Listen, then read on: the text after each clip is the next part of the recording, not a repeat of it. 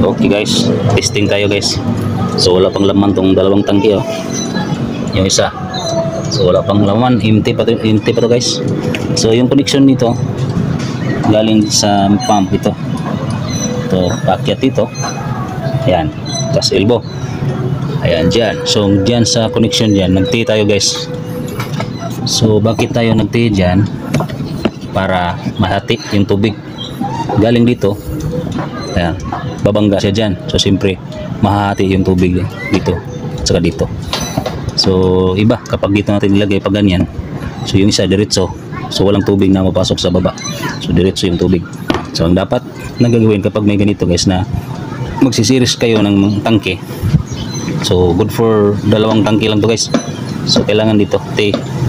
So para sabay mapuno yung tangke guys. So yan, subukan natin. So sana makatulong itong ganitong setup sa inyo guys.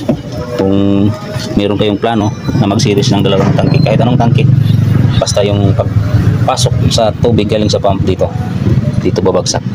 So ngayon ready na to. Naka-on na yung breaker, so float na lang yung may float nito guys. Ito nilagyan natin ng automatic float switch. So on natin. On na tayo guys. Yan. Andar na. So darating na yung ano dito, tubig. Ayan, dalawang bagsak guys. Oh, ayan. Sabay silang babagsak.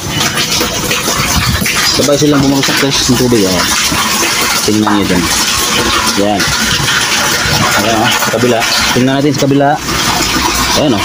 Di ba parehas guys? Parehas yung bagsak nila. Ayan oh.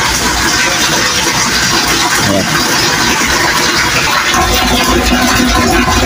Kita nih guys, parehas sila guys, parehas yung kanilang ano dyan.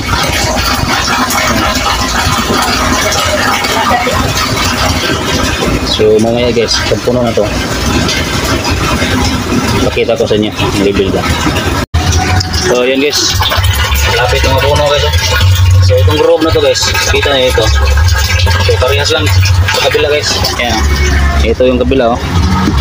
Ito. Yan. So ito yung room niya oh. Yan. So ito yung tubig. Yan. So ganito lang yung technique guys. Yung diskarte kung mag-series tayo ng dalawang tangke. Okay. Thank you for watching guys. God bless sa ating lahat. Bye bye.